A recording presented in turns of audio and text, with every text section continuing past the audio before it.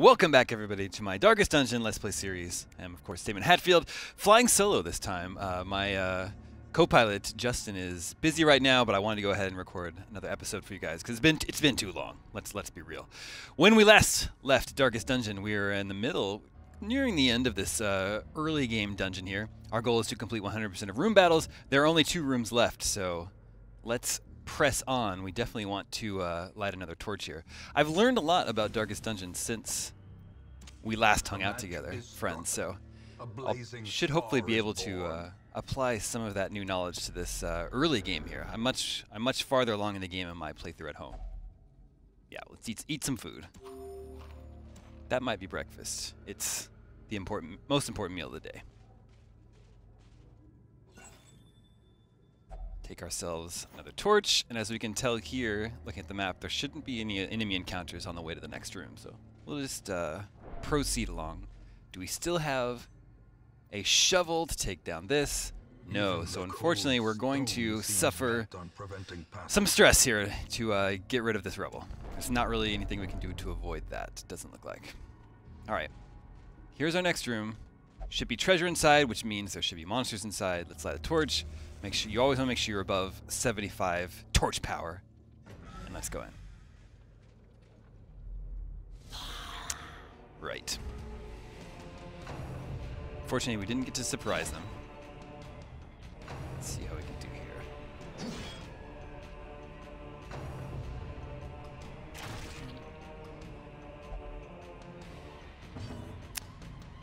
Alright, let's deal some damage here.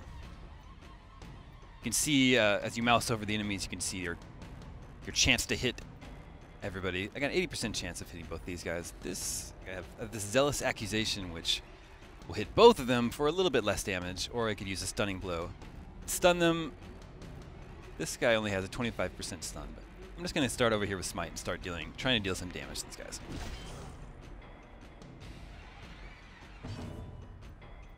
Plague Grenade.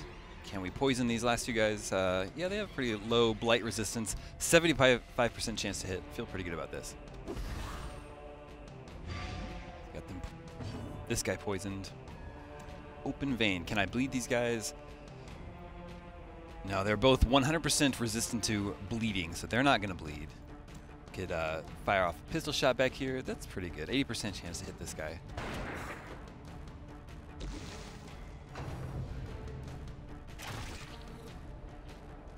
So he's in a bad way.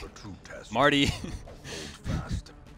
Marty, I'm very sad to say you are at death's door, but it's time for the healer's turn, so let's get you off death's door right here. I like the death's door mechanic because you can, your hit points can be dropped to 0, and you are still in the game until someone deals a death blow to you. And that's just an algorithm. There's a percentage chance that you'll survive your death blow. It's different for each character. Terrible vistas of emptiness reveal themselves. But now that he's on death row again, death's door, we have to heal him again. Blinding Gas, we see. These guys are both stunnable, so let's try this. Alright, that's good. They're both stunned. That means they're out of... They will not do anything on their next turn. Let's try Zealous Accusation here. This is one of my favorite animations that the Crusader does. He's like, as the fiend falls, read the words and weep. Blossoms. Alright, we're going to once again get Marty off death's door. That's probably all that our Vestal is going to be doing for the rest of this battle. But if we survive this battle, maybe this is the end of the dungeon and we can go home and rest up a little bit. Lapse in concentration.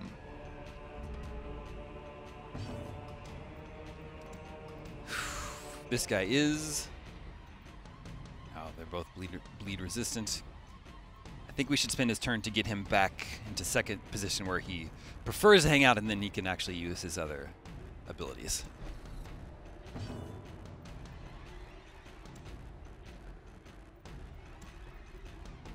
Try poisoning him again. The nice thing about buffs and debuffs in Darkest Dungeon... So we've blighted him twice, and your buffs and debuffs stack. So now he's taking, or he was until the last blight ran out, he was taking 6 damage per turn. But I like just like spamming bleed and blight on enemies. that can take them out of the game really fast.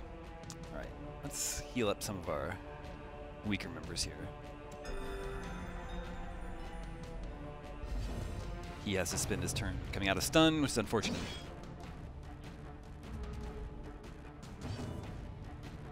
Let's try a Grape Shot Blast. Try hitting everybody along the line. Press this advantage. That took out 2 of them. No quarter. Feeling really good about this, friends. I think we're going to surges as the enemy crumbles. emerge from this dungeon unscathed. The only thing this fellow can do is use Incision, and it's not. This guy's 100% bleed resistant, so this is a little bit of a waste, but that's what we got to go with. Ended up killing him, so that turned out fine. As victories mount, and there you go. so too will Quest resistance. complete. Let's definitely take our chest here. Yeah. Cool. Let's bounce. More bones return to rest. Devils remanded to their abyss.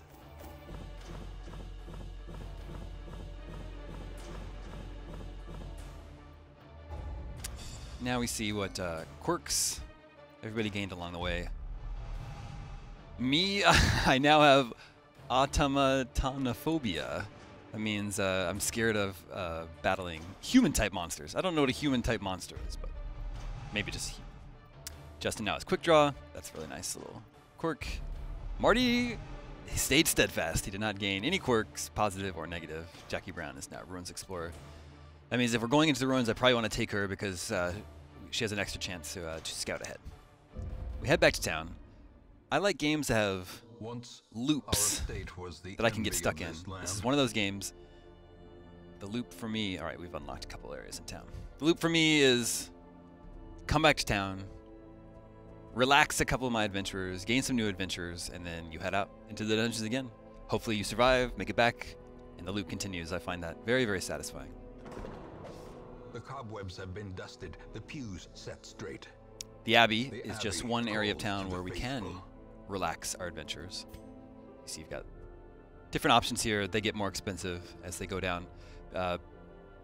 Like, so if you look at Marty, his stress level is 77 out of 100, so he's pretty stressed. I really wouldn't want to take him out again because within just a couple battles, he's more than likely going to reach 100% stressed out, and he's going to flip out, and it could be a bad situation. So I would probably want to rest him up, de-stress him before I head out again. So that could be either through meditation, praying, or flagellation, which is like performing self-harm. You can also go to the tavern.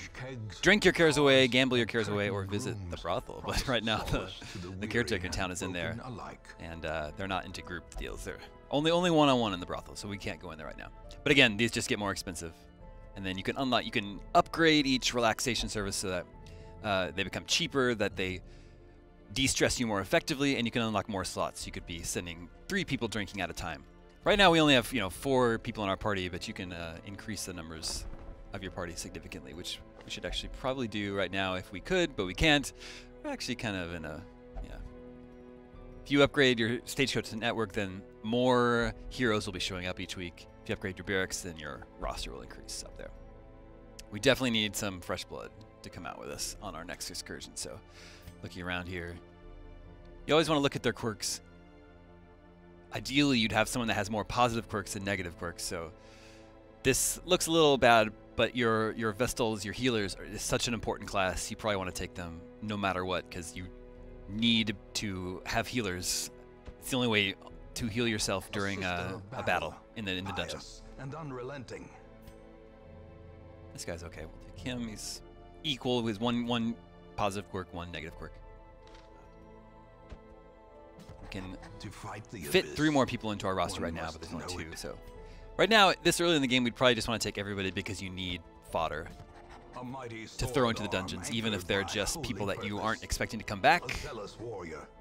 If at least one other person survives, then you keep the treasure that you found on your journey. So think about right now, I think we should probably, let's see, we got 12,000 bucks. We should probably heal at least 1 person. Let's see if Marty wants to meditate here a little bit.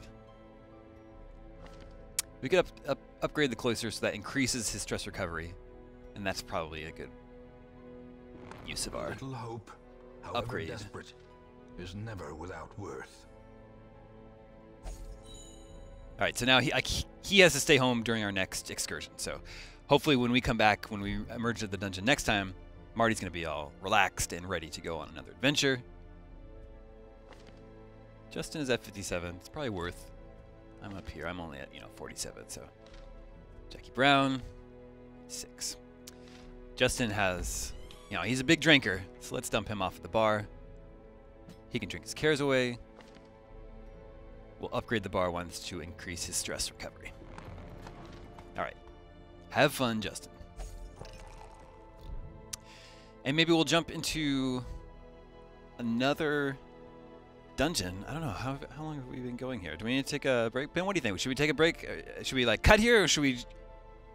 Okay, this is good. This is a good stopping place for just this episode. But we'll jump into another dungeon in our next Let's Play series. So stay tuned for that. My name is Daemon. Thank you for joining us for another Darkest Dungeon Let's Play. So much more to see in this game. This is one of my favorite games in a long time. Definitely my favorite game of the year so far. So stay tuned. We'll be back soon.